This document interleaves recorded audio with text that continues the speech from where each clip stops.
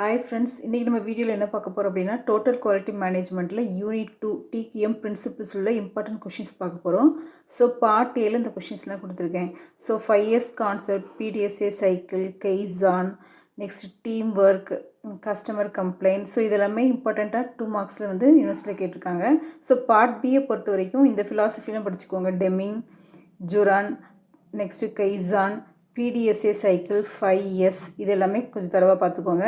Next குவாலிட்டியை பொறுத்த வரைக்கும் quality council, leadership, strategic planning.